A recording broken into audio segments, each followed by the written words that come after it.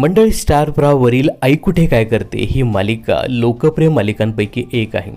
आई कुठे काय करते या मालिकेतील सर्वच पात्र घराघरात लोकप्रिय झाले आहेत. या मालिकेत येणाऱ्या वेगळ्या ट्विस्टमुळे ही मालिका कायमच चर्चेत असते. काही दिवसापूर्वीच असाच एक ट्विस्ट आला ज्यामध्ये आशुतोष म्हणजेच अरुंधतीचा दुसरा नवरा याचं निधन झाल्याचं दाखवण्यात आलं.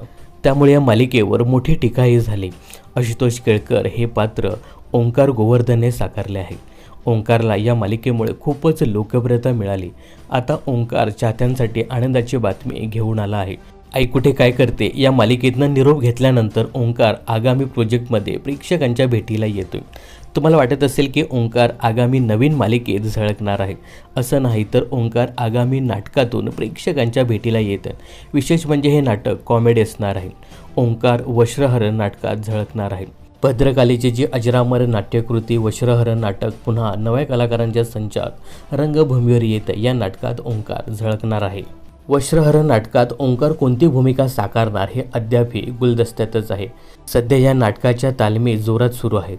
शनिवारी 27 एप्रिल दुपारी 4:30 वाजता ठाण्याच्या गडकरी रंगायत नाट्यगृहात वस्त्रहरण नाटकाचा शुभारंभाचा प्रयोग रंगणार आहे. तर आई कुठे काय करते फेम ओंकारला या कॉमेडी नाटकात पाहण्यासाठी प्रेक्षकही नक्कीच उत्सुक असतील, यात शंकाच नाही. तर ओंकार गोवर्धनला या नव्या नाटकासाठी मनपूर्वक शुभेच्छा. याविषयी तुम्हाला काय सांगायचं हे कमेंट्स करून नक्की सांगा.